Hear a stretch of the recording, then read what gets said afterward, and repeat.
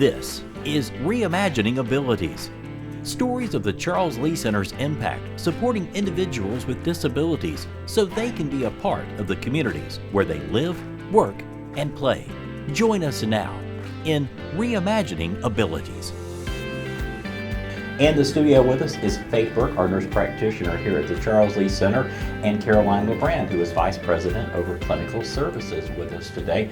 Thank you both so much for joining us. Thanks for having us. Yes, thank you for the invite. And we are talking about a couple of things. First, let's start off with the We Clinic here at the Charles Lea Center. Tell us what that is.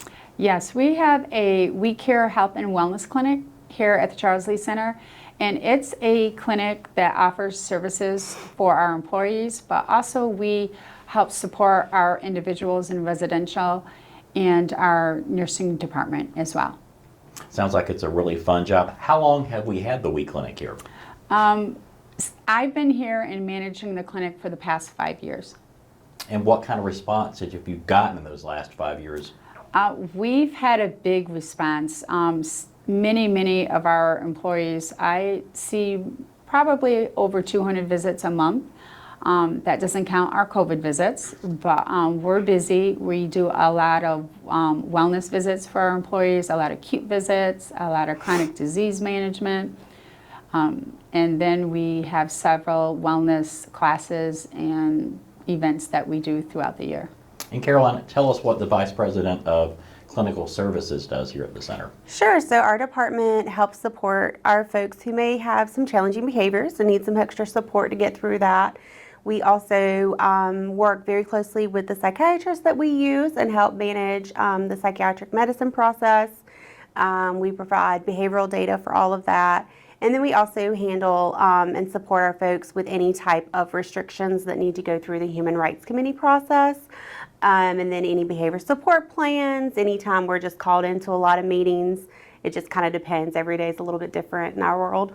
And I know every situation is different, but how do you come up with these plans? How are they kind of crafted, put on paper, and then implemented? Sure. So Scott O'Shields, who's also in my department, we are both board certified behavior analysts.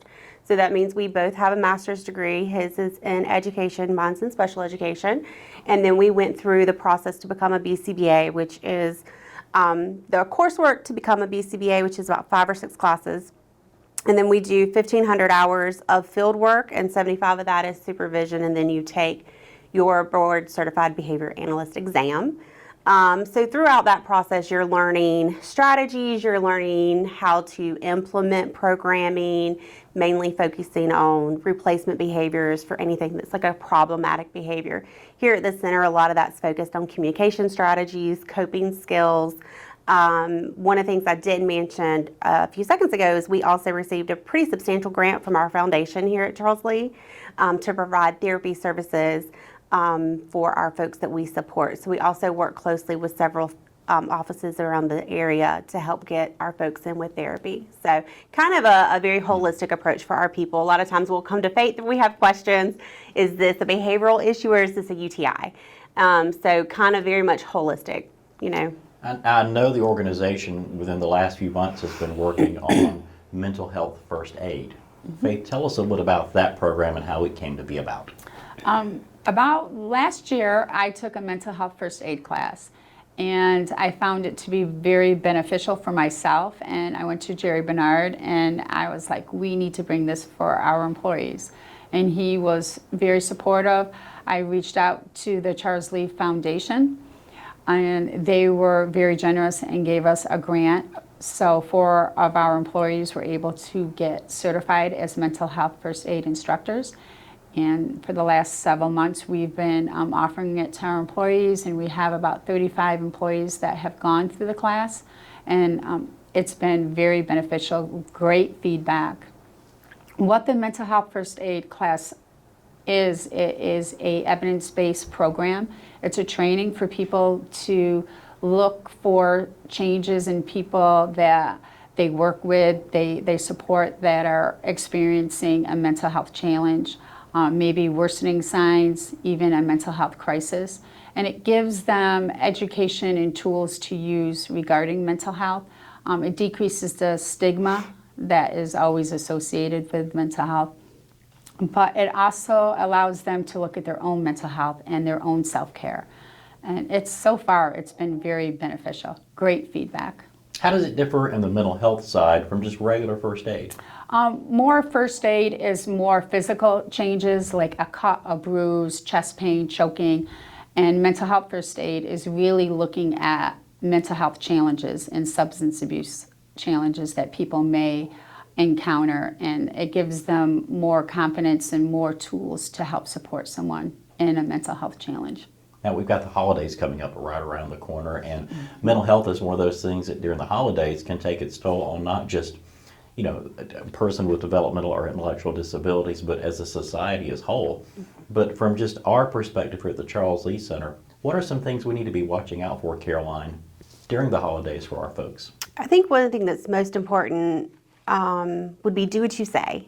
So if a family member says we're coming to pick so-and-so up, they need to come pick so-and-so up. We need to be consistent as we can with schedules. A lot of our people thrive off schedules. I thrive off routine, so many other people do as well. So trying to keep that semblance of a routine, I think, is incredibly important for people. Families following through on what they say, and then just really reading the person, knowing the person you're here to support, and recognizing their body language that, you know what, this is getting a little overwhelming. Let's go take a break.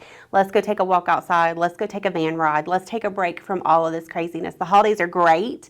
I think we all love family, and we all love the lights and the glitter and the presents, but it is overwhelming. And a lot of times our folks don't have the coping skills or the ability to say, I need a timeout. So it's really up to us, up to family members to provide that opportunity to decompress, to provide that opportunity to just get away from all of it. So, do what you say you're going to do and take breaks, I think, are really important. And then don't forget yourself in that process. Yeah, exactly. Caroline, Faith, thank you so much both for Thank coming you. out and talking Thanks to for us having us. today. And we thank you for tuning into this edition of Reimagining Abilities. I'm Richard Edmond. We'll see you next week.